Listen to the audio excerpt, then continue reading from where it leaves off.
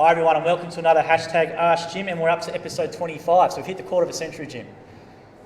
You impressed with that at all? No? Well, I'm amazed. You're amazed 6 months and we're still going. I'm hoping to get to 50. 50 is the plan. If we get to 50, we'll be very happy. Just let everyone know that we're in a bit of a different area tonight. We've got the training facility, so this is a big lecture theatre. So when all the new franchisees come to training, they actually sit in this very room, and this is where yourself and all our wonderful trainers give their talks. It's around, how many seats are in here, Jim? Around 100 or 80? Like 180, I think. Something like that. So it's an old university lecture theatre. So if you do come along to training, this is where Jim will stand right in front of here and all that sort of stuff. Basically, thanks to everyone who came to the trade day, which was on Tuesday. So for those of you who don't know, Jim's Mowing has a trade day, and all his suppliers come along. There was many of them there, and there was more than, 200 franchisees who came? Around about that number? About 180. 180 franchisees come. They get to try out some gear. There's lots of prizes. And we also had Nathan Templeman from Channel 7, who's a reporter. You might see him on Sunrise, and he does a lot of Olympic stuff, and he's a live crosses for them. So he's a connection of Ben Ward, and he came out and probably interviewed 30 to 40 people. Large range of franchisees, franchisors, and Jim himself, and that video montage is up on the Jim's Group channel. So thanks again to Ben Ward for hooking that up. Just remember, we do have a podcast called the Jim's Cast, so all these live audio sessions get put onto a podcast and released every Tuesday. We do too. Also, we have Jim's Shop. So last week I got asked the question, is there a special discount code for franchisees? And to test that you're watching, the code is Jim's FSC20. If you punch Jim's FSC20 into the Jim's Shop on jims.net, you get 20% off any shirts or hats like that. Tonight, again, we always give away books for our favourite questions. So people will know that one there, biohistory. So I'll give you that one, Jim. Yeah, with your lovely face on it. That's me. Yeah. And we'll put the biohistory one there as well. So for those who don't know, biohistory's there. And we obviously have Jim's book, which is the most recent one. So Beck and Jill, before I introduce them, we'll hand these out as well. So 3 at the end, so jump on there and leave some questions on the live feed, and we'll give you some stuff there. And new content every week. So if you're not following Jim's Group and Jim Penman on Instagram or Twitter or Facebook, please do. So his handle is @TheJimPenman. And obviously Jim's Group, just punch in Jim's Group. We've got all our stuff on there. And make sure, if you're a new franchisee watching to this as well, you check out the mentors list that's available on Jim's Online. There's mentors in each state. We want to make a point of making sure that we mention it every live stream that you do use it. So now I'm going to get into it. And we have with me Rebecca Rainbow and Jill Stallworthy, who do a fantastic job of running our call centre. So for those of you who don't know, we have an on-site call centre here. How many roughly employees do you have under your banner? Currently we have 31 staff. Yep. And we have 6 in the management team, and we're hiring another 6 staff to cope with the demands over the coming months. And that's obviously coming up to spring, obviously it gets really flat out. And as you know, we lost 3 staff recently to national office.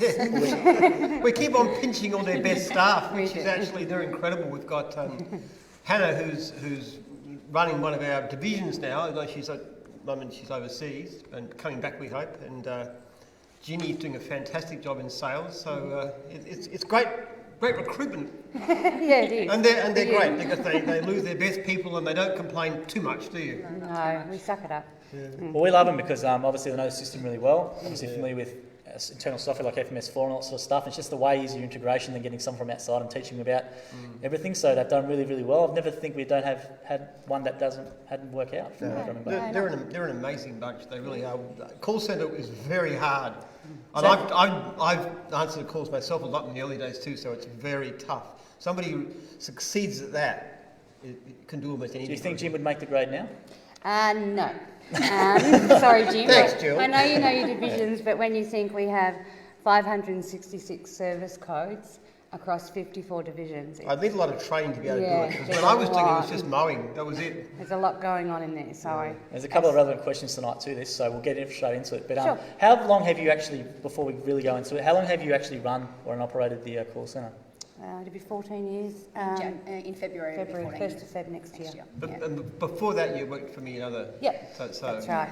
Jill's been around since the Ark, and Rebecca, but she's still young and beautiful. And Rebecca is her daughter. Yes, that's correct. But your husband is also a franchisor for those, and we've had Stuart on, who was our first guest. So Stuart Rainbow's a mowing franchisor, so ingrained in the Jim's fabric.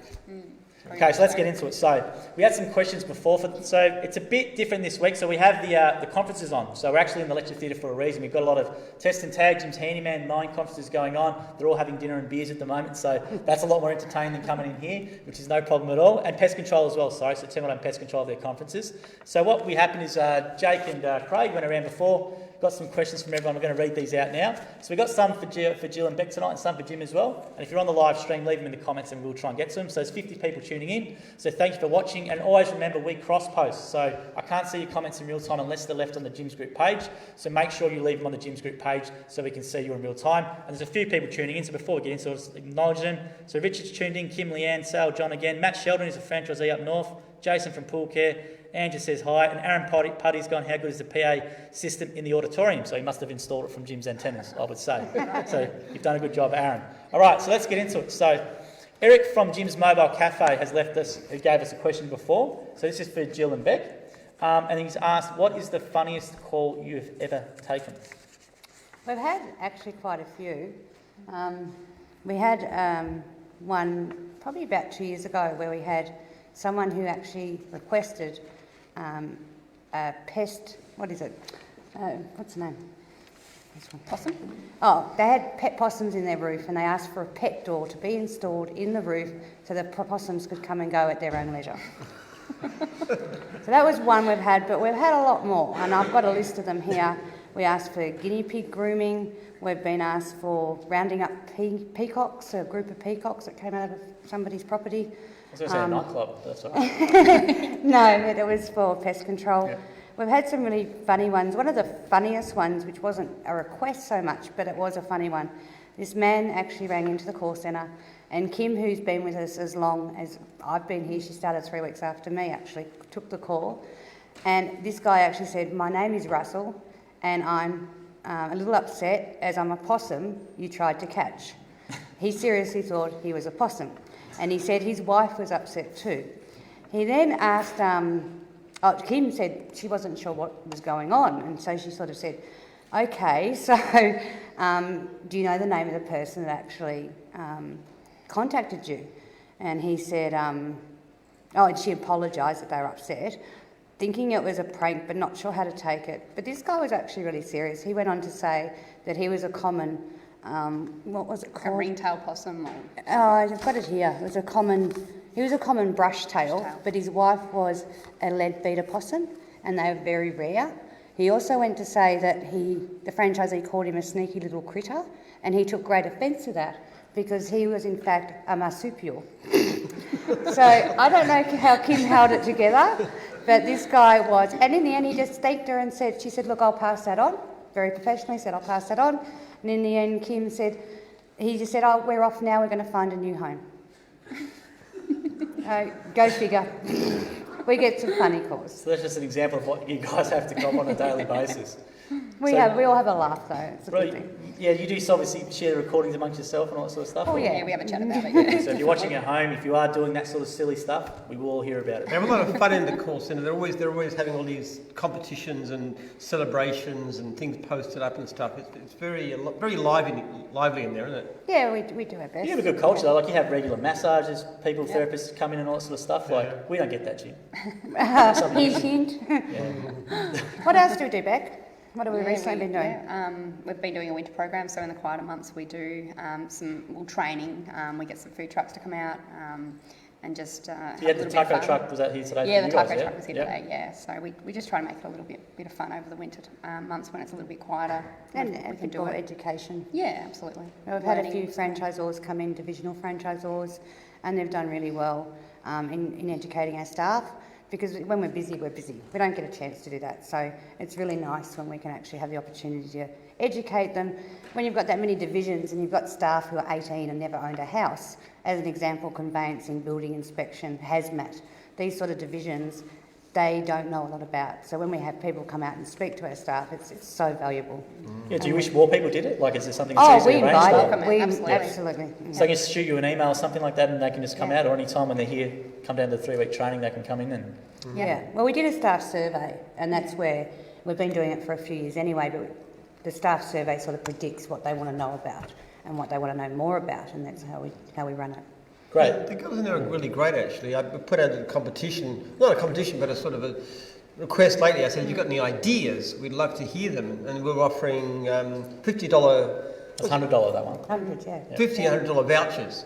So an amazing number of good ideas come out of the call centre. Yeah, and they get forwarded through to me, can we do this? Yeah. I've got to go run with it. It's Yeah, got I know. extra work. It is Some a lot. terrific ideas too. As I went around giving out vouchers and so forth. Yeah, that's very true. It's fun. So thanks for that question, Eric. So I'll get on to another one here. So I don't know, is John from Handyman in here? No, he's not. I'll read this one out for John because this goes to what you just were talking about before. It's a great question for you guys as well. It's what I'm interested in actually.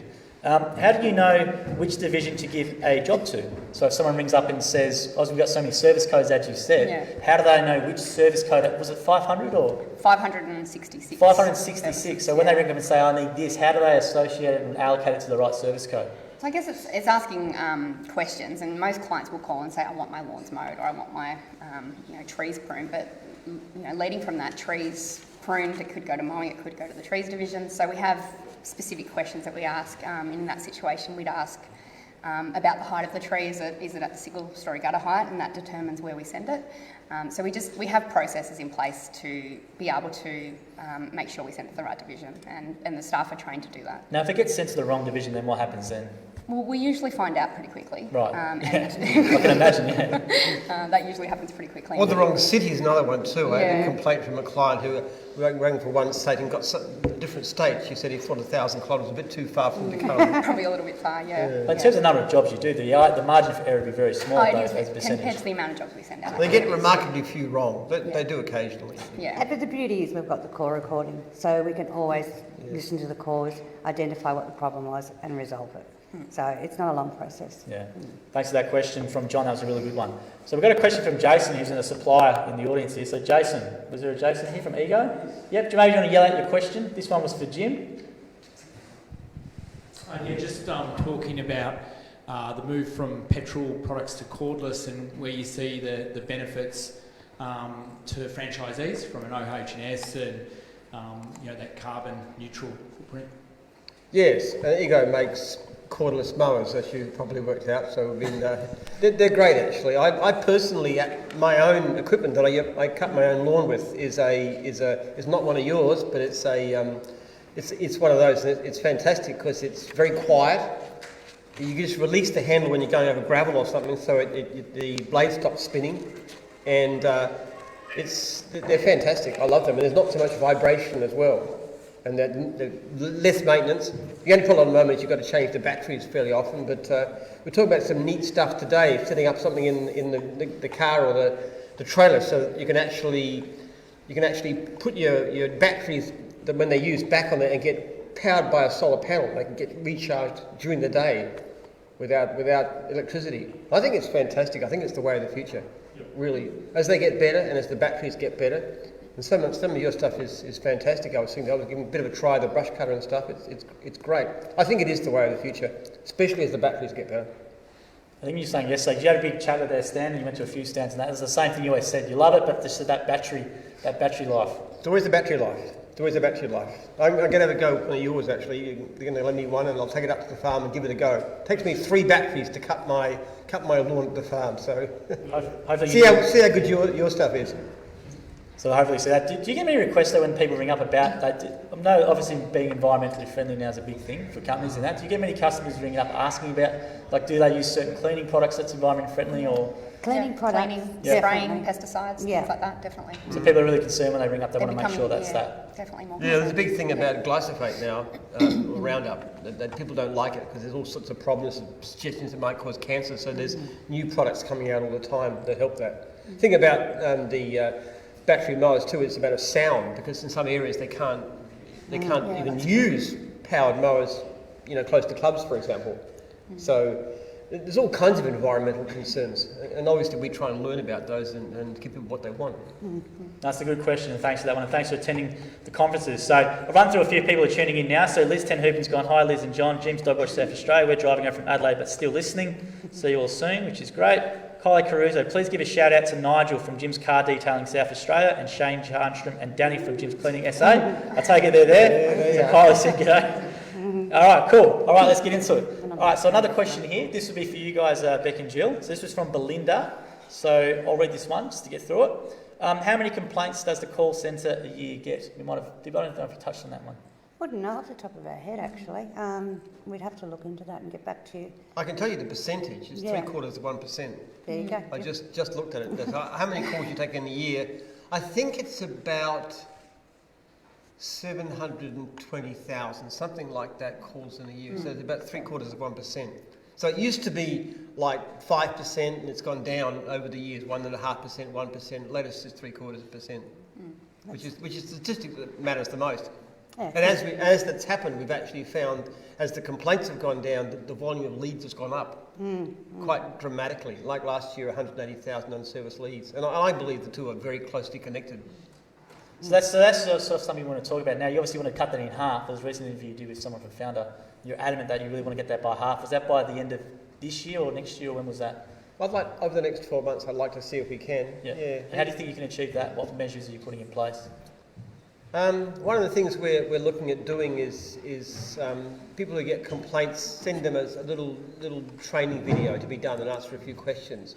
Or if they get too many quality complaints, spend some time with the franchisor.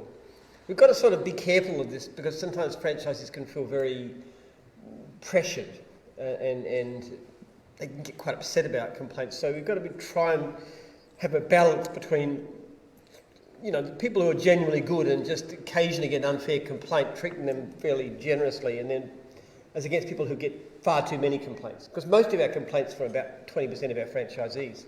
So you want to maybe talk about that thing you introduced with the 6-month thing? Yeah, so one of the things I've asked the programmers to do is to give us a capacity to basically delete a complaint without firm evidence. I delete complaints every day when there's any kind of evidence that they're wrong. Like if somebody says, nobody contacted me, and they say, here's the phone call, here's the SMS I sent to follow up, which is vital, wipe the complaint. But sometimes there's a good story, but not proof. So we're saying, okay, if you get a complaint and the franchisor reckons it's an unfair complaint, and you haven't had any complaints deleted in the last 6 months, we'll wipe it, provided you've got a 4.6 rating or better.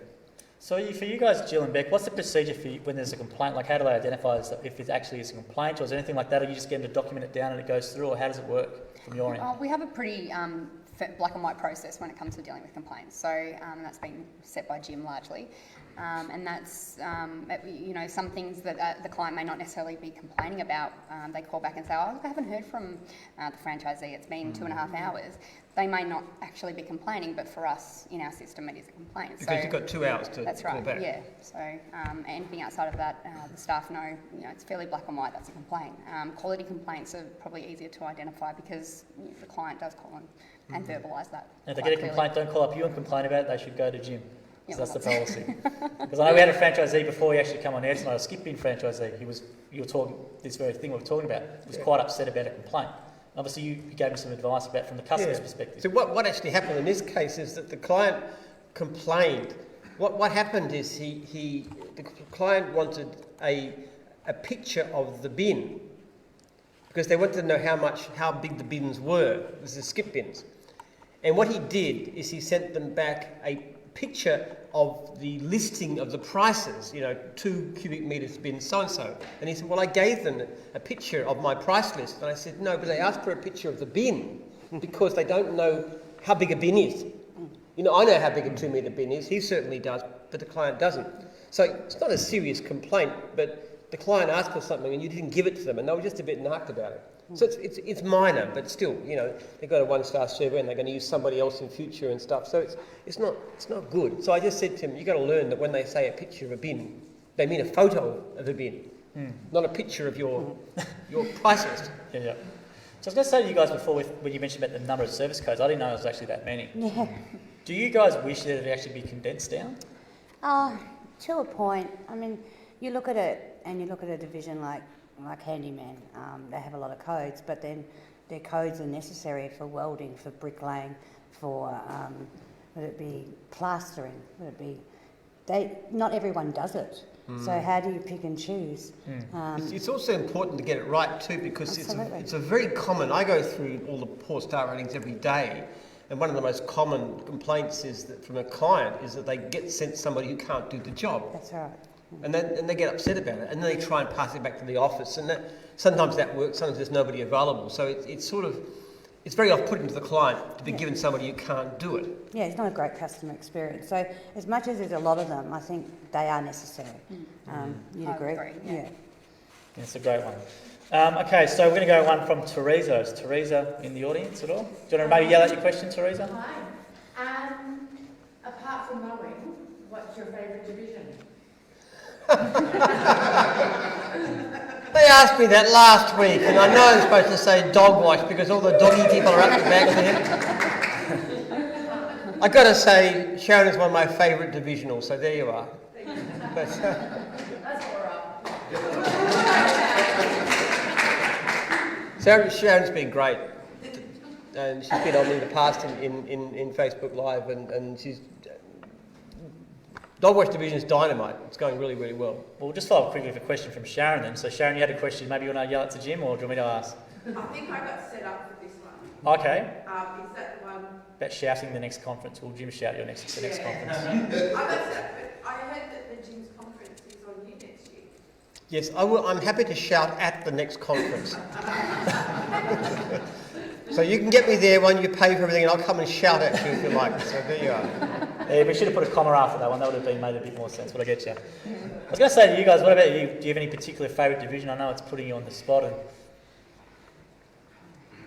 Because you obviously deal with such a number of different people from different backgrounds and divisions and all sorts of stuff. Do you have any? Who are the nicest franchisees? Come on, tell us that one. Which division do you have the nicest, most pleasant franchisees? I think test and tag franchisees Yeah. are lovely. Test and tag. Test and tag. And they've got That's their not to say the conference. others aren't nice, but No. test and tag franchisees are lovely. So everyone else, you've got to get Tell me, what are the Dog Wash franchisees like? Tell us that one. They're lovely They are too. lovely. They're lovely Yeah. too, are We they? honestly don't have No, it's- many franchisees that don't ring in and Their clients are lovely. nice. Dog wash clients are lovely. Yeah, they really definitely. Yeah, there you are. All right. So there we go. So I'll get into a few questions here. There's 50 people watching, which is great, so welcome everyone at home. Make sure you interact in the live feed. You'll see a little gif of Jim pop up, depending if you like, share or comment in the live stream. So we'll get through a few questions here. So let me get through a few comments first. So Robert Skaz has gone, hey Jim, amazing to see such a hands-on business owner, parting with plenty of wise words, true Aussie icon. You get that quite a bit, Aussie icon. Aussie icon and Jim's is always the thing we get.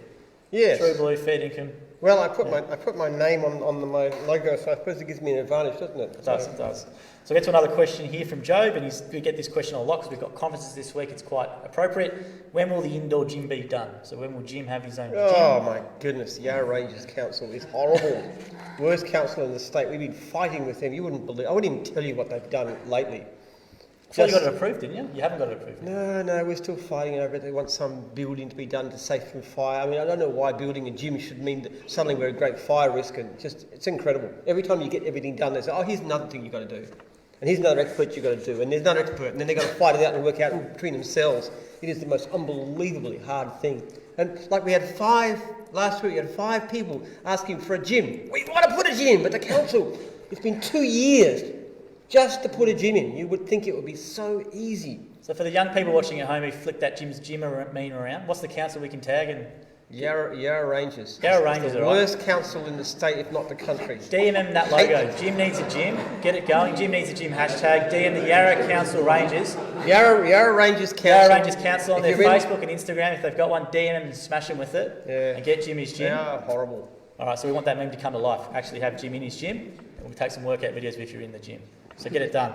Okay, so we've got Shane here with a question as well. So he's gone, are you going to come out with a range of products with batteries? So if asking you maybe, are you going to come out with batteries and stuff as a brand maybe? No. No. There we go. That's a nice I'll leave that to the experts. Thank you very So much. there you go over there. We've got AEG and there's a whole bunch of other ones there. I think one of the things we've learned hard is that we focus on what we are good at, which is a very limited number of things. We're very good at service franchising, going out to somebody. We don't want to compete in fast food. We wouldn't do gyms. We had a bit of a try that year. It was disastrous. We don't understand that business. We are excellent at a business that says somebody wants to ring in, come out and give them a service. That is our speciality. Yeah, we get that all the time, when you're doing like a Hungry Gyms or Yeah. competing with Uber. People think that because you're good at one business, you're going to be good at something else, but that's actually a delusion. Yeah, that's exactly right. Really, you've got to know what you're good at and stick to that. That's it. And even though we've got 50 plus divisions, it's really all the same kind of thing. There's not a lot of difference in the way you answer a call for mowing or cleaning our antennas or dog wash or anything. They're all very, very comparable, very similar principles to our callbacks, complaint systems, the whole lot of it. We're good at what we do. I'll ask you a question then, Beck and Jill. Are you surprised by how much the brand has stretched then from your 14 years? So when 14 years ago, how many divisions did we have 14 years ago? Do you remember roughly? Oh, it's hard to remember, but I wouldn't say more than 20. Yeah. More than 20. Are you surprised how far it's obviously gone across? Absolutely. And do you guys get requests from people saying, you should do this, or have you done this, or? We used to get some. I mean, we still get some. Concreting's one. Concreting, right. We did have concreting years ago, but concreting's one off the top of my head. That's partly how we go into new divisions anyway, because you see a demand for it. They always take note of any request for a service we haven't got, and that's an indication that's probably something worth looking into. Well, a lot of the newer divisions have been born that way because clients have requested it or asked us if we provide the service, and because we haven't, we kept a tabby on it, and it's gone to the sales team. Well, it's curious, the strength of the brand. Like I don't know if I said this before, but we had a survey done in South Australia on glazing companies, and they had a couple of local ones, and they had O'Brien's, which is by far the biggest glass company in the country, and they had Jim's Glass. And O'Brien's was better known than the local independents, as you might expect, but by far the best known brand in terms of I definitely use them was Jim's Glass. And Jim's Glass didn't actually exist. It was just an attempt to see whether there was a market for it. It's amazing. So they decided to go ahead and start Jim's Glass.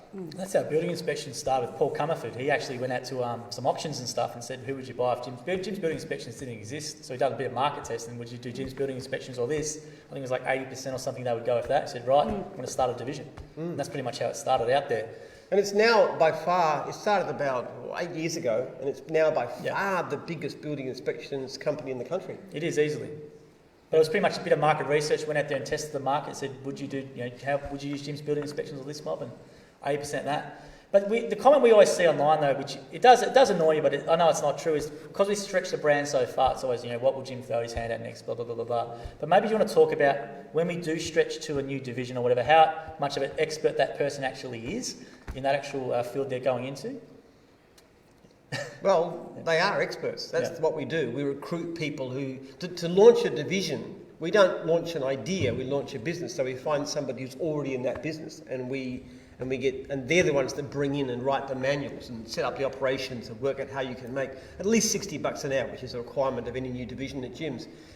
And then we train others to do that properly. So we always buy in the expertise. We bring in people who know that business and get them to set things up. So we don't have to be an expert. The curious thing is I'm actually pretty incompetent at almost anything. Honestly, I can mow a decent lawn and dig a garden bed, but I'm not even a particularly expert gardener. But as to doing something like test and tag or antennas or handyman, if anything to be done around the house, my wife will pick up the hammer, not me, because she is much better than I am. So, is there any divisions that surprised you then actually how well they did? Maybe like when they first started up, you'd sort of maybe go, oh, that might not work, or is there anything that maybe takes you? Well, not really. Not. So they all work. So that's all good. I don't think any have stood out as that's a bit strange. Yeah. Building inspections was probably a little bit different to what we handled before. That was the one I was going to say because I started 8 years ago when that started. I was the same as you. I didn't know much about it. Yeah, it was something we didn't know a lot about, but it's certainly. But building been a huge inspections, success. I think one of the reasons it's a good division is what I call the fear factor. If you're going to have something done like, well, cleaning a house, for example, if you don't clean it very well, somebody can clean it next week. But if you have somebody inspect a building and then miss an important structural defect, and then they buy the house on that basis, and suddenly there's has to be re-stumped for $35,000.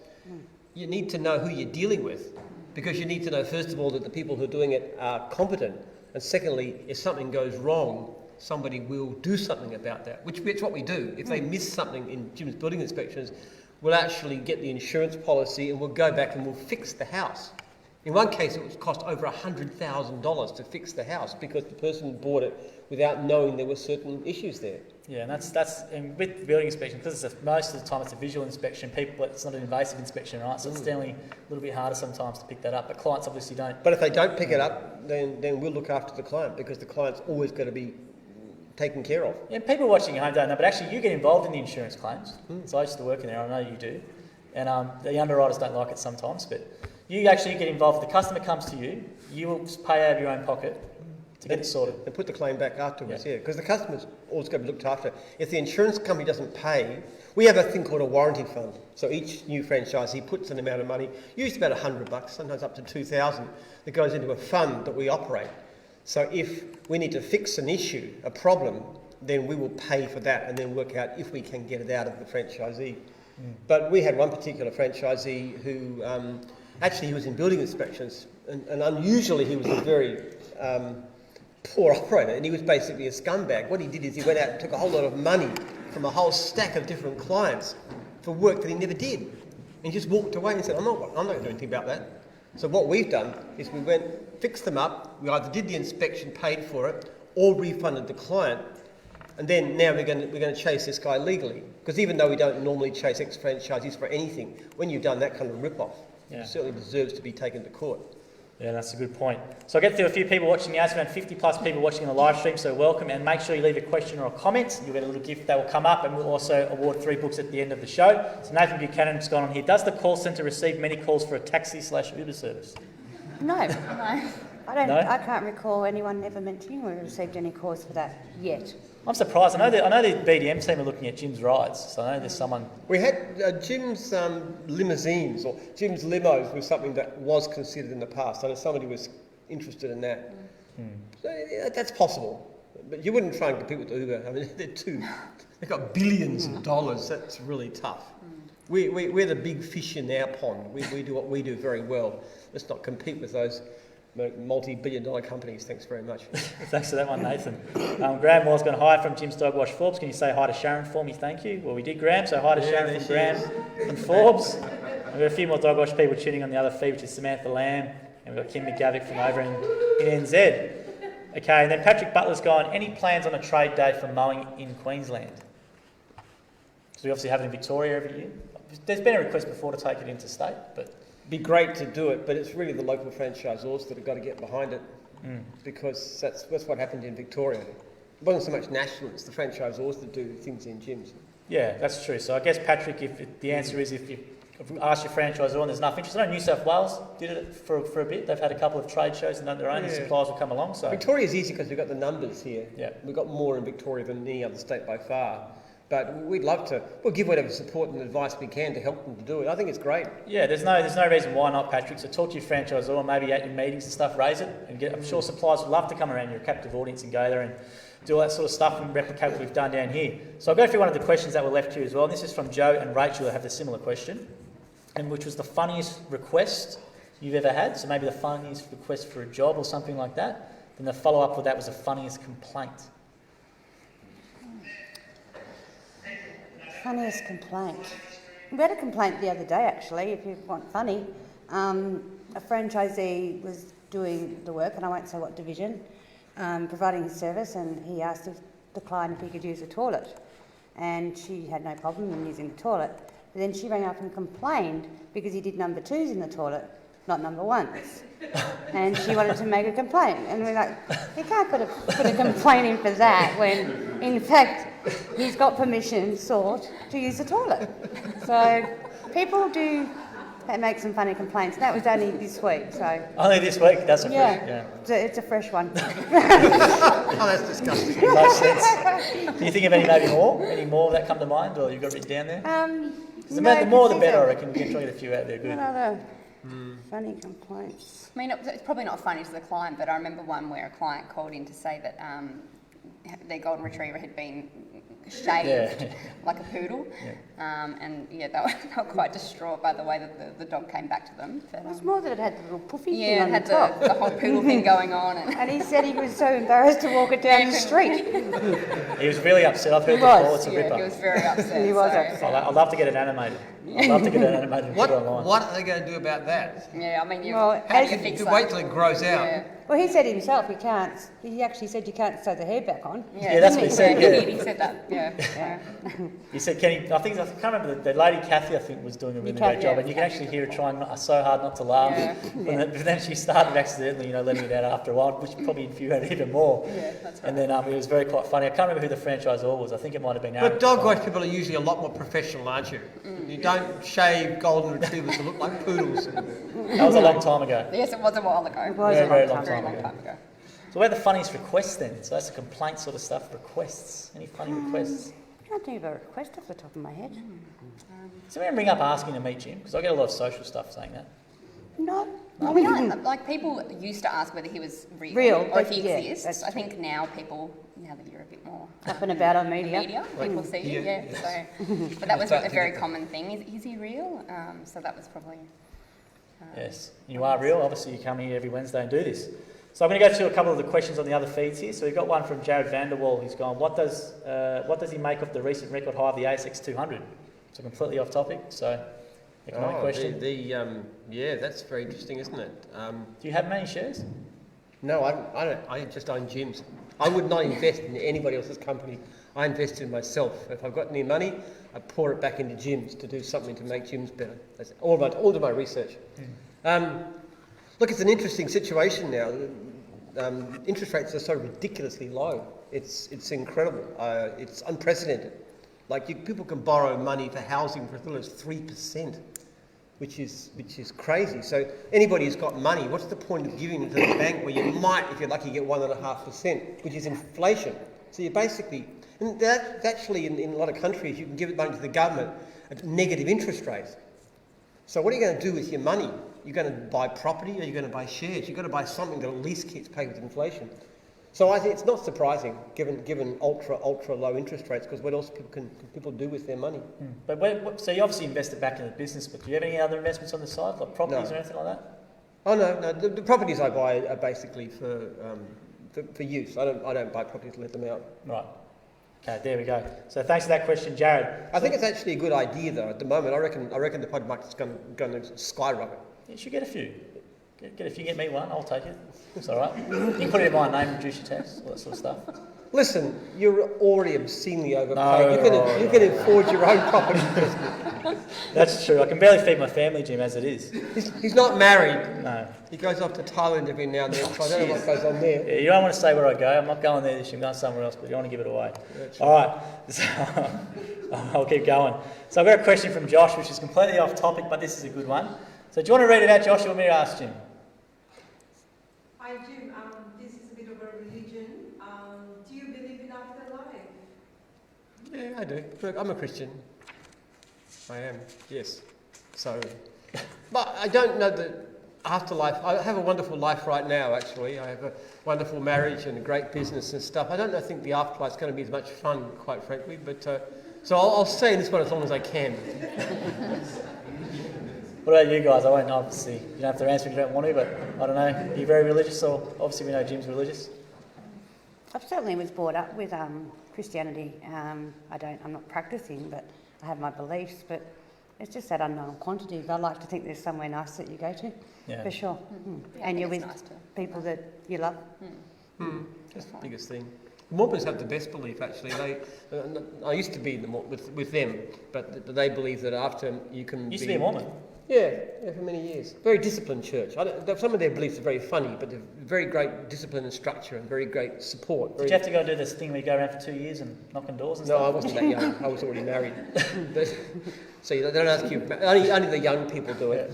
But they believe that marriage can be forever. So you're actually literally married to the same person for time and eternity, and you keep on having kids in the afterlife. I couldn't think of anything worse. I know you might be people. That's why you go off to Thailand. That's true. Yeah. I'm going to South America this year, so I'm mixing it up. So that's. I don't know. A few franchisors. I don't know. Did you think of anything worse than that? I don't know. No answer. All right, no answers, no partners. We'll move on. We'll move on from that one. Hey, listen, you find the right person and you will want to be married forever. I tell you what, we've had 18 years, Lee and myself, and it's wonderful, and it just wants to go on forever. That's what my perfect life would be. And that's the perfect answer, and if Lee's watching at home, he does mean that. He doesn't just say it for lip service. People think that he says that, for lip service, but it's genuinely, they're very... I'm a genuinely besotted husband. It sickens our children no end. I tell you what, come up and try and cuddle them up in the kitchen. They roll their eyes, and you know what teenagers are like. Because you are a bit of a romantic. You obviously do your anniversary thing when you do the... Yeah, every year on 20th April, we go back to the railway station where we first met. That's our anniversary. Not a bad anniversary. Do you do a dinner there or nothing, or what do you do? Yeah, we go out and have dinner. Don't get to the railway station for all night. That'd be a bit Oh, I boring. you might sit at the table there. I No, we go there and we as much as we can, we reenact our meeting. So they've changed don't it. know. You reenact it? We reenact it, yes, Right. because she was up on the platform and I was walking up towards her and she saw this funny-looking guy waddling up with his decrepit clothes and the worst haircut she'd ever seen. Lee washes she cuts my hair now because he wants me to be respectable in public. But of course, there's less and less hair, so it gets easier every year. But then we go out and have dinner. So that's our anniversary. It's every single year on the 20th. On the 20th of April, yeah. So which train station is that so people can maybe It's come Hughesdale. along? Is that Hughesdale? All right, well, there we go. Hughesdale, no, you can't come. I want to see how it works. I'm actually curious to see how the reenacting goes. I want to actually see how it works. Like, you go positioning there, walking in the time. They changed the railway station now, so it's a different platform. So we're trying to work out how to reenact it when it doesn't look the same at all. Oh, really? But you actually go and you scout it out, and you go and work it out, then you act it out, and then... I'm actually genuinely interested in how this works. We sort of reenact our meeting, yes. Live stream it. We should live stream the reenactment. Yes. It's not on a Wednesday night, is it? Because if it's on a Wednesday night, we might have to. This is what time, but it's different every year, of course. We can do it from the Hughesdale train station. We can sit there. That's right. So what happened? She was on the platform, and I walked up, and she saw this guy who was a businessman. She thought of as being somebody very plush and expensively dressed. And here's this guy, this shabby old coat with this dreadful haircut. She thought, this is no businessman I've ever seen. And then she saw the car. She said she had never in her whole life, and Lee's from China, she's never ever been in such a decrepit car as what I was driving in those days. Was this the white Volvo? I was one of the Volvos, I think, yeah. It was just battered and it was old, and she couldn't believe it. What kind of businessman is this bloke? She was convinced I had no money at all. This guy must be completely poor. She still married me. There you go. Yeah. And happily ever married. I was better looking in those days. Not by much, but I was. What about you guys? I know it's putting you on the spot and didn't prepare for this question at all. Do you do anything like that, what Jim does on his anniversary? What do you guys do? What does Stuart do for you, Oh, Greg? he's not a romantic. No. It's lucky if he remembers. He actually usually does remember, but that's probably about it. And what do you get, a gift or do you go for dinner? Yeah, Or? flowers, maybe, if we can... What would you want though? What would you want in a perfect situation? Oh, look, it's just nice spending time together with our kids sometimes, so that's probably, both. As much as we enjoy having the kids around, it's nice to just reconnect, so... There we go, Stuart. And where's Jill? What about you, Jill? Yeah, we don't do a lot. We did renew our vows on our 25th wedding anniversary, and now we're heading up to 35. So 35? yeah, Wow. yeah. So 25, we took our family over to Thailand and renewed our vows with our kids and their partners there. So you go to Thailand as well, married a couple Yeah, of we've been to times. Thailand a few times, Yeah. and that was really special. Yeah, really Oh, special. it's good to hear. So you're 35 years married. Yeah, I didn't know you'd like to marry at 5. Oh, I was 18. he's a But charmer thank as you, well. thank you. He's a charmer as well. Well done, Jim. Well Yeah, everyone knows my age now. Great. So here we go for a bit of a question which is a bit offbeat as well. And this will be a good one for you, Jim. Nick Walton's gone, who does he think will run for the Democrats against Trump? We ask everything. Oh my goodness, I would not know. Have you been following it closely, or? Oh yeah. But I mean, Joe Biden's obviously the favourite, but the favourites don't usually win these things, and you've got all these fanatical lefties and so forth. It's pretty weird. They're going really extreme. I reckon Trump's going to get it. I really think he'll win. Yeah. I mean, I'm a conservative, but I have pretty mixed feelings about that guy. But all the same, I think he'll win. Most American presidents get a second term. Mm. So what are your thoughts on him though? Like, we might have talked about it a little bit before, but Well, as I said, he's a conservative. He likes limited taxes and stuff, and I think things of that nature. But he's just such a wild card. He just does crazy things, and he's upsetting the whole world order, and then just dumping huge tariffs on, starting trade wars and things. It's not what you prefer. Mm. I mean, there's been some great candidates, people like Mitt Romney, for example. I would have loved to see him as president. someone called Mitt. Mitt Romney. Mitt, yeah. Yeah, he's an amazing guy. He's a great guy. Genuinely decent, good man, family man, smart. lot of good things. There's been very, very good candidates. I'm not quite sure we have to have Trump. Though I understand why people vote for him, because I think that basically what goes on in politics is almost a war between elites. You know, the Labor Party in Australia is run by the greeny elites in the central suburbs of Melbourne and Sydney, and, you know, the ABC and all that kind of trendy cosmopolitan crowd. That's the Labor Party, and the Liberal Party tends to be the wealthy business owners and so forth, executives. I don't know that either party really represents ordinary people very well, and I think that's what Trump appealed to, people who don't like the elites. So like Hillary Clinton said, bitter people holding on to God and guns. I mean, that sort of contempt for ordinary people that they have. And I see a lot of that in politics in Australia, not perhaps as bad. So I understand why people vote for somebody like Trump, who appears to vote to speak for them. But I don't think he does either, really. Yeah. Do you want to add to that, Jill or Beck? I don't know if you follow US politics and all. I'll just put it to you. I always put the question to the guests as well. What did you think of him when he got in? Were you like me when I was like, nah, no way it's ever going to happen, no, it's going to happen? A bit of a gambling man, I did not bet on him getting in. I wasn't that shocked by it, to be honest. You weren't shocked no, by it? I wasn't shocked when he was elected, and I wouldn't be shocked if he was re-elected, like Jim said. Yeah, he's got his supporters. Absolutely. Biggest shock was Scott Morrison getting in, the Liberals getting back in. Oh, that I was know. amazing. That was good news. Yeah, I do agree. Because not only is he conservative, he's my kind of conservative. He's a committed Christian, very strong family man. I think he's a great guy, actually. I was really pleased about that one. Trump, I probably wouldn't have voted for him, quite frankly. Yeah, I think of Trump, I always remember, I don't know, I used to like the wrestling when I was younger, the WWE. And there was he actually got in the ring and gave someone got clothes hanging and all this sort of stuff, and now that person's president, which is quite funny.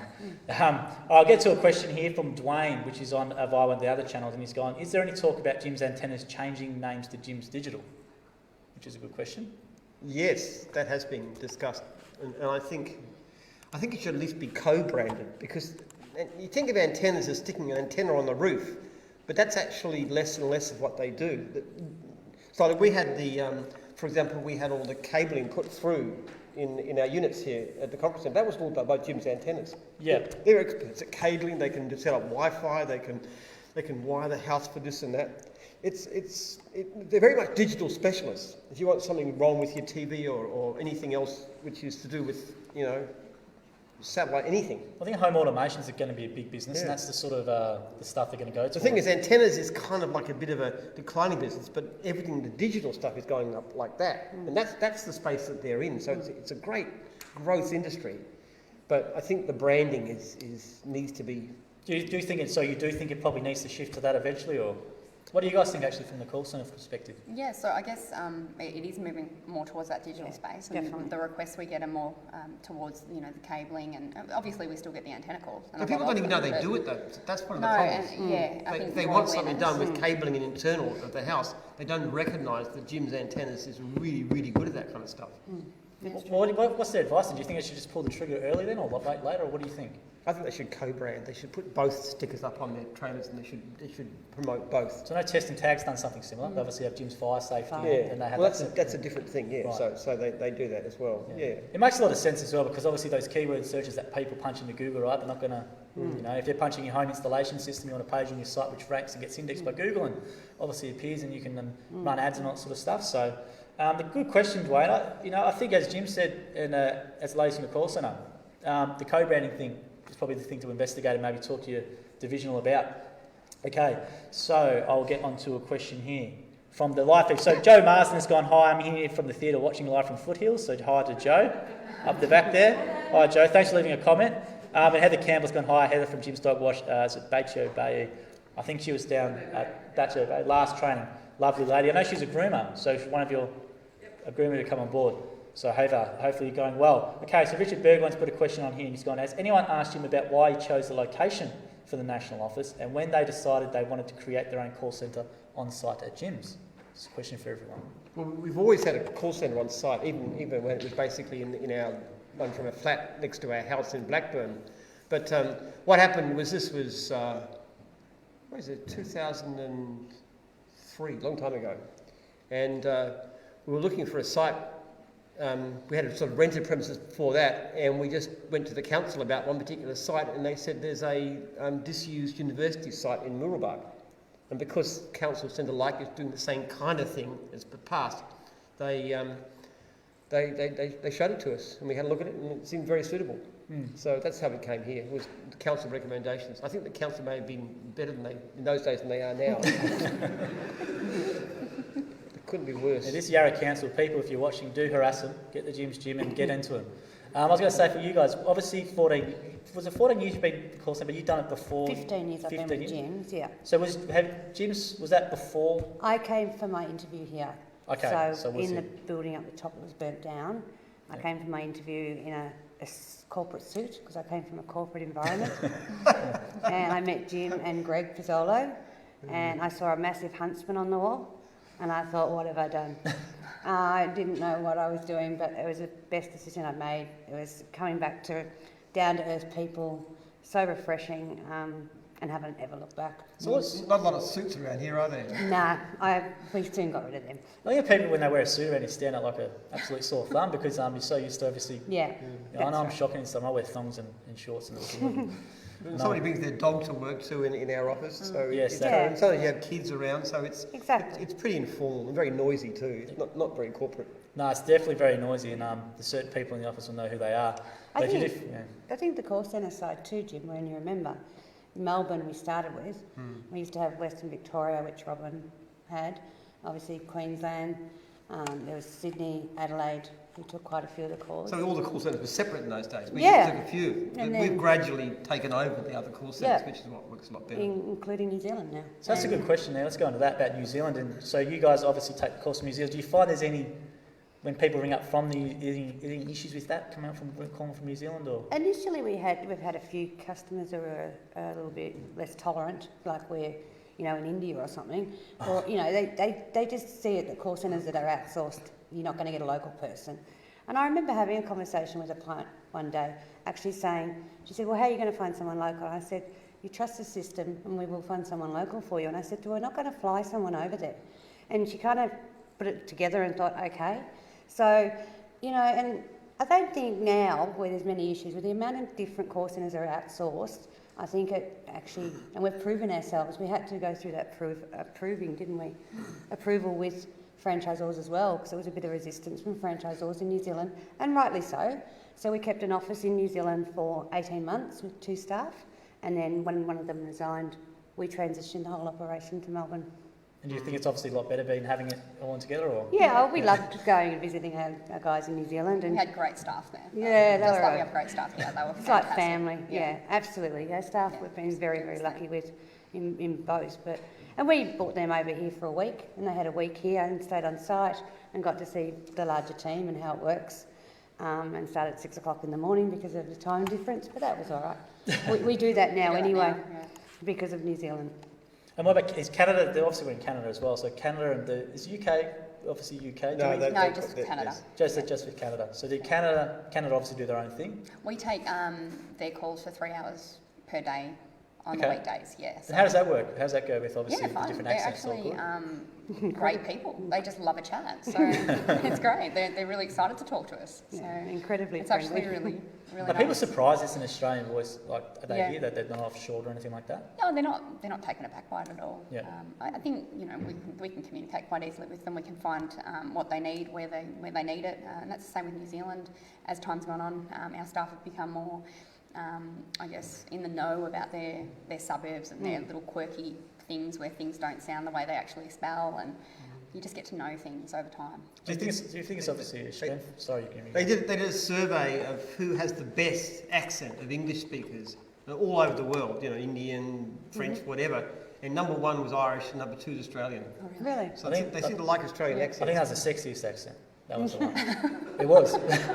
I saw it. It was. Trust me, it was. It was. It was. I've tested it as well. It works. But I love hearing Australia. If you watch a American TV program and there's an Australian accent, I love hearing that. I love hearing our own voice. And New Zealanders are almost as good. They just have a funny way of saying, they say gyms instead of gyms. That's right. Don't quite speak almost perfect English, but not quite. So guys, make sure, we've got around 50 people still watching, which is great, so make sure you leave a comment, a question or anything on the live feed there. So I'm just going to go through a few of the acknowledgements here. So we've still got Jim's Memeings tuned in again. So I just actually want to get your thoughts on that. What do you guys actually think of all the Jim's Memeing stuff and the logo comp we obviously run, and what's your opinion on that sort of stuff? I think it's been fantastic. Yeah. I mean, Jim hasn't done a lot of media, and obviously he's enjoying it. And you know, as Beck said, people used to ring the call centre, is Jim real? And I just think it makes it more real, and because Jim is so transparent, people, you know, really appreciate that. Nothing gets held back. That's right. I say a lot of stupid things at times too. I really put my foot in my mouth. I just say what I think. Which is always a risk of doing these live things. Which You can't retract it, can you? No, you But cannot. the logo stuff, I thought that was great, the logo generator. It was a lot of fun. Yeah. Well, it's still there actually, so if you do want to head to jims.net, there's a logo generator button there, and it's really fun to do it, and you can download. We've actually got a few people who are bus boys up in, I think in Melbourne. When's Jim's Cobloaf going to come over here and have Well, Jim's Cobloaf is coming. Denise is organised. I think they need to wait for the September school holidays for kids for the other one to come along. This is the winner of the memeing competition. Yes, so we do have merch. We've got the Jim's Cobloaf and jumpers and some hats, and there's bags, and we'll order one along and we'll film it, all that sort of stuff. You have to put a hat on and have a bit of Cobloaf, and we'll do all that sort of stuff. Have you had Cobloaf before? I don't think so. No. I think you'll like it. Yeah. I like Baker's Delight bread. That's really nice. But the only trouble is you go to Baker's Delight and they always have these little sweet things on the counter. You have one, you end up buying like that, which I don't need. Well, you're quite happy with what Eric from Jim's Mobile Cafe gave you, because obviously you don't drink coffee, and he gave you a nice, was it a hot chocolate, Eric? Was it hot chocolate, a nice big? Yeah. Very nice, but you wouldn't want to drink that too often because it's very rich. It was very nice. It had these little chocolate sprinkles on top. So Jim's Mobile Cafe, great business. Hey, and we've got a video of that. We'll put it online. I won't say what you said it actually was like, because I don't think you remember. It was quite funny. But it gave you a bit of a sugar hit. There's a lot of sugar in it, and you're buzzing around the suppliers, which was great. You went and met around afterwards. Like this. You're like a little kid. So just if people are watching, Jim's Memeing's watching. So you know the Jim's Memeing page, it has around 25,000 followers now, which is great. So Jim's Memeing, maybe give me a bit of a congratulations to Jim's Memeing. Matt's watching. 25,000, he's made a page up. Wow. We haven't had to pay for anything, which is great. It's a bit of advertising and stuff like that. Amazing. And they have a group called Jim's Lawn Posting within it, which is 10,000 members. And basically what these people do, we love them, I think they're all sub 30. They go around there and they call it spotting gyms in the wild. So they love the plumbing bands. So they go around taking, I've found another beauty on the road, and they'll go bang and I'll take it. Or if it's dog wash, I've seen another beauty. Jim's cleaning, I'll take another beauty. This thing gets like 180 likes, 200 likes, 50 comments, all that sort of stuff. It's a great way of promoting our cross-divisional services. Yeah. Not many people know about it, but it's really good. So keep up the work, Jim's Memeing, and look forward to meeting you guys down soon. It's a funny thing that the appeal of this logo with people. Like my daughter, teenage daughter, has a birthday party. Right. And somebody finds out that her father is Jim, had no idea. And immediately they want a selfie and all this kind of stuff too. Are you doing a bit more selfies now? You're getting a few more requests? Oh yeah. I do put in a lot of things, ask Jim for a selfie when you come It's along. very strange. Very strange. Do you smile at him? I try to, I'm not very good at it. I hate being photographed. I'm the worst person to be photographed. I cannot believe that my own fault for putting my name on 4,000 trailers. I am. Yeah, because you don't like, because obviously when people take photographs, they like put arms around people and stuff like that, but you're always very, Well, I don't mind if they're ladies, if they're... Anyway, You don't like to put an arm around you like that, Mark? depends who, yes. So if you get a photo of Jim next time, put your arm around him, especially if you're a guy.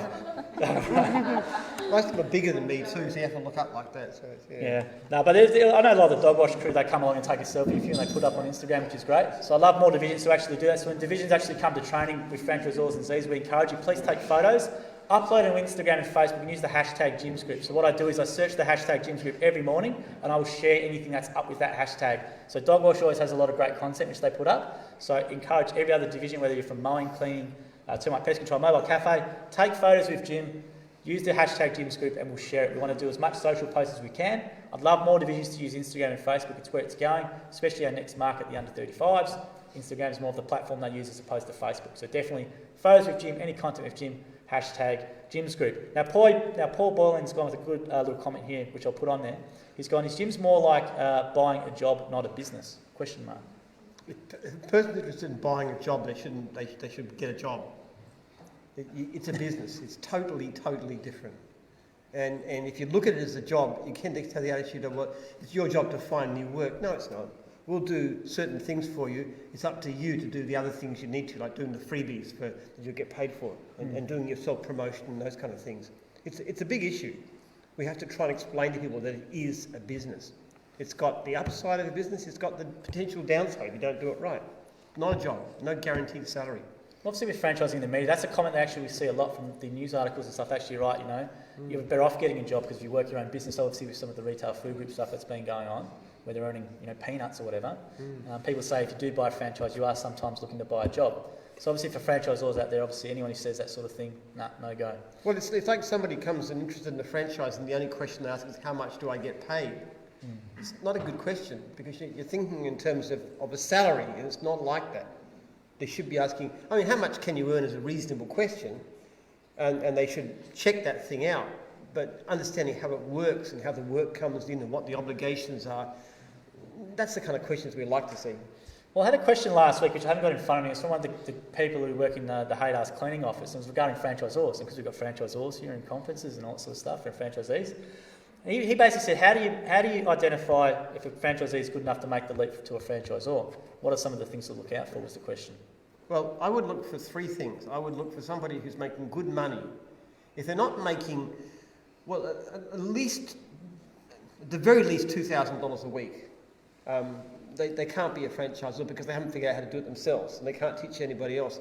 Obviously, we need somebody with a good customer service record, but most of our franchisees are pretty good that way.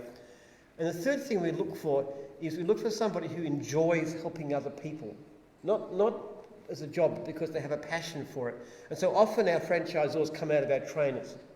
So a trainer is somebody who takes somebody out on the road, shows them the ropes, normally doesn't get paid for it, and they'll often spend a long time in the evening advising and helping the people they took out because they become sort of, you know, friends. That's the sort of person we would try and get as a franchisor if we possibly can. What are some common characteristics, Beck and Jill, that you identify with what make good franchisees and ZORs, what just make it open? What makes a good gyms person from what your experience? I think Obviously, your husband's a franchisor, so he went from franchisee to franchisor. I think definitely, you know, wanting to help people, wanting to see people succeed, being able to pass on some of your knowledge and skills and help people grow. I guess that's you know, really important, and also just being able to interact with clients and people, and I think just being generally a people person is really important. That's a common thread that we always hear is people persons do really well. Like, they might not have to be the most brilliant in terms of you know, business-wise or whatever, but the people who can relate to everyone else and all that sort of stuff. Okay, so I was going to ask just a quick question for my own interest. Obviously, are you worried, this is just an off-the-topic question, are you worried with the advent of online leads? So obviously we have online leads versus obviously calls taken. Obviously that affects your business model. If the more online leads come through, how do you think that's going to affect your business moving forward? Well, it's definitely going to have an impact at some point. We know that it's creeping up. Phone calls still outweigh the online booking system, but that will... It's about 70-30 now, I think. Yeah, but so do people still like, and even people that do book online will still ring the call centre and confirm the booking. Oh, really? Yeah. So people like to know that they're getting it, and particularly different generations as well, without doubt. But yeah, I'm not overly concerned right now. It hasn't changed that much since the online booking system came in. How long ago, Jim? Probably... It's been quite a few years now. Been a while, it wasn't very big until... 9? Now that it's all automated, it's different. But we take a lot more calls than what... It's just jobs. Yeah, it's not just leads we're obviously dealing with. So, it's hard to know what the impact will be. So it's not just leads you do, but you help franchisees and obviously also with work requirements and... Previous clients. Even previous clients. Previous clients calling. Complaints. I think we took, something like 700,000 calls last year. I think leads would make up half of that. Oh, really? Well, what were leads? I don't... Yeah. Oh, I didn't have that. Yeah, there it is. Is that it? 337. That's the last 12 months, so 337 leads, brand new jobs we've set out. Yeah. So that's not representative, but it hovers around that level. It hovers around the half. So what else is in it? So obviously you're helping out past clients, good plates, work requirements. Yep. obviously doing stuff for gyms online for them maybe. Is there anything else that you Obviously take? some unserviced jobs as well. Unserviced jobs, yes. Yeah. Yeah. So do you have what was the unserviced stats there? Did you have them down there at all? I don't have the unserviced. No, we You don't. might know that. No, It's I about, thought- it's about 140, I think, around that figure. Last year was over Call centre. 180,000. Yeah, in total, but I think 140 is derived from the call centre. Yeah. That's probably right. Is there anything else on that sheet that we didn't get to that I haven't mentioned there at all? You're loving our sheet. I am. We're going to talk about how nice we are and what wonderful staff we have. When we talk about our service codes, you know, for our staff, they're walking encyclopedias of gyms, literally. They're the most knowledgeable people, and I take my hat off every day to them. We're very, very fortunate to have such good staff, and it is a shame when we lose them, but we deal with it. But when they come to us, they know so much. They're really fountains of knowledge, which is a tremendous advantage. So Yeah. in actual fact, our more and more we take our future leaders from the call centre. Yeah, which, pretty much. which is nice from your point of view too, though. The negative is you've got to keep on training new people and you lose your best ones, but it also gives Gives them an opportunity. it's yeah. an opportunity to grow and to rise, and people can you know, obviously you can't afford to pay them as much as we can. If somebody's successful in a role as management and sales within gyms, they can actually do very, very well. Correct. Do you give them a recruitment fee every time you get a staff member? We don't get any spotters fee, no, No, John. spotters fee? It's about time it paid up, didn't it? Don't you reckon? Or It costs us a bit to train them, but we're happy and we don't hold the staff back. We're happy to them to move on because we've got a pretty flat structure. So there's not a lot of room for growth. So it gives them the opportunity. well, how intense is your training program? Obviously, when someone comes in, because there's so many unique. It's a really unique system. Obviously, you have that many service codes, and you have to have all those knowledge with other things with gyms online and all that sort of stuff. How intense is your training program for new staff? Look, the first 2 weeks are pretty intense, but they don't stop learning, I would say, for probably the first 3 months. If not longer. Yeah, I think it takes, on average, probably 3 months to get up to speed, to be, where the more senior operators are. So. And how many make the cut? Obviously, you have an intake that comes in. Does that process you find weed the people out? Obviously, who did. Well, in 14 years, we've probably had 3 people that just didn't get it. Yeah. They just couldn't get their head around it. But that's not bad because obviously we don't have a lot of turnaround, but we do, the average course in a life is 2 to 3 years.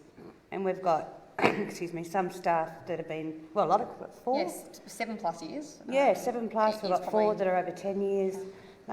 So the area is an attraction too. They're not driving far to work. So there's a few reasons, and we do create that culture. We work hard at it.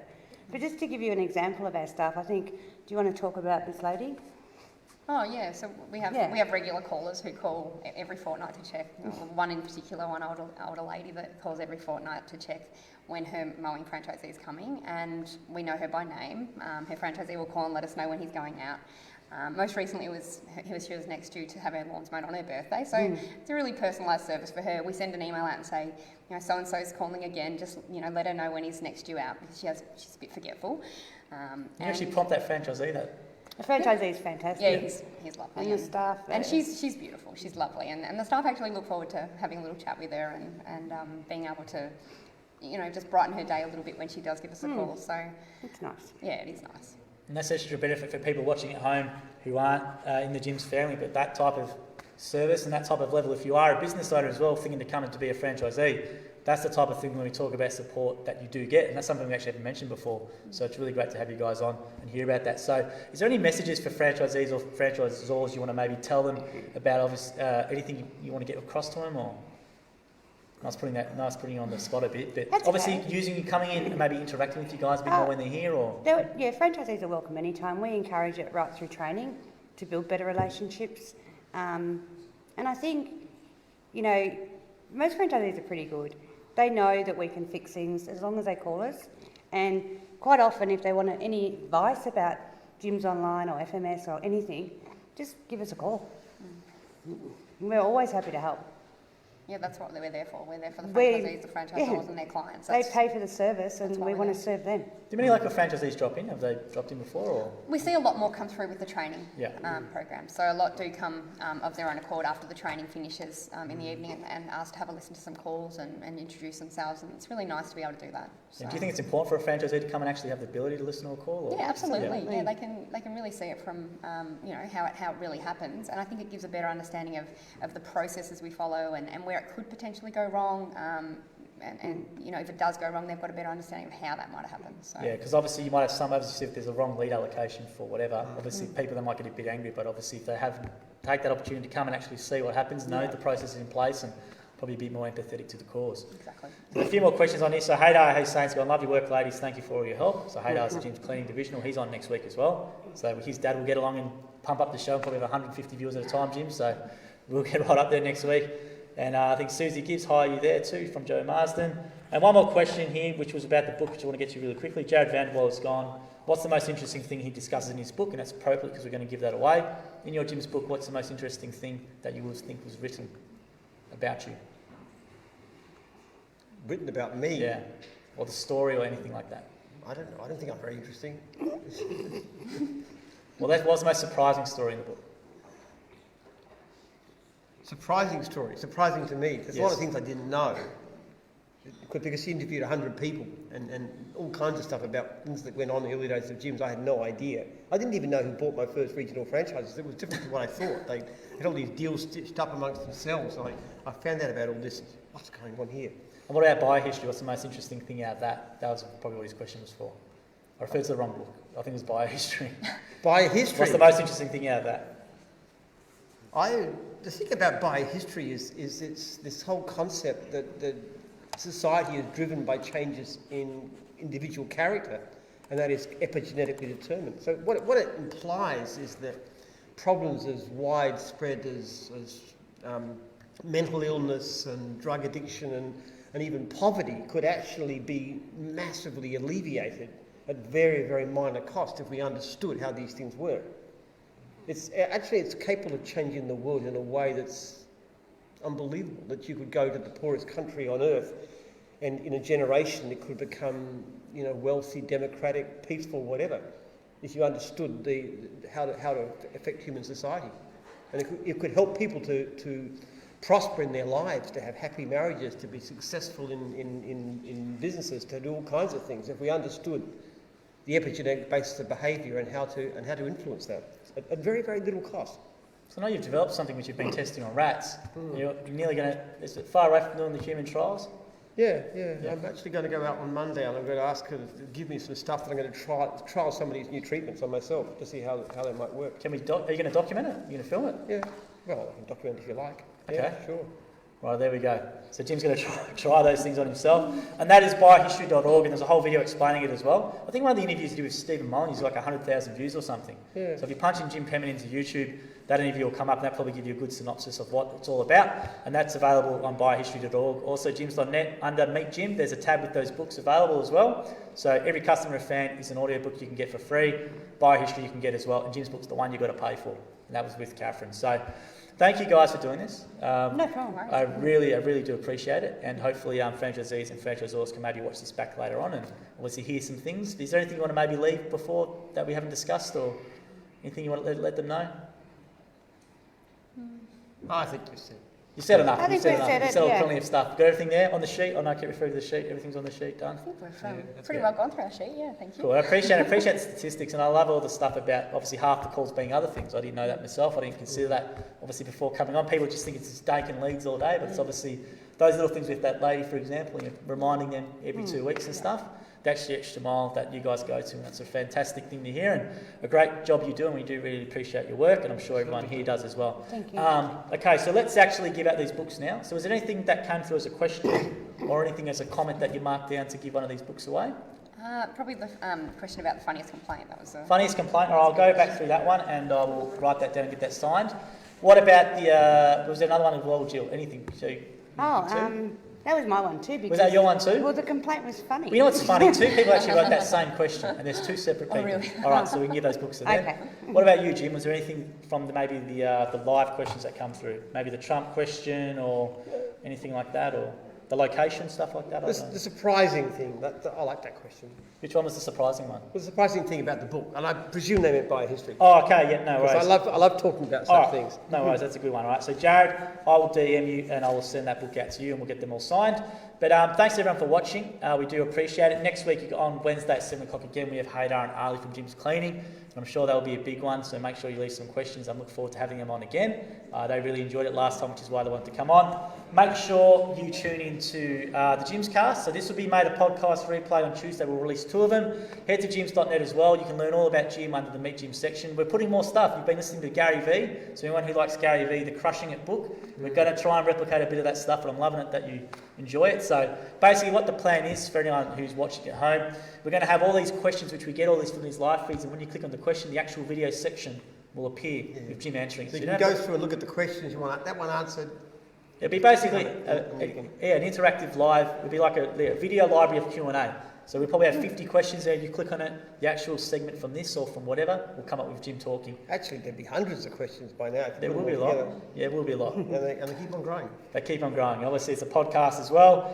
New content every week, so make sure you subscribe to our YouTube channel, Facebook and Instagram. Jim also has an account which is at the Jim Penman, and we do post a lot of stuff to there as well. We want to get Jim as many followers as you can, so give him a follow, please. I want to get to 10,000. 10,000 is the goal. We're up to around, I think, 880 at the moment, but we have a really engaged audience.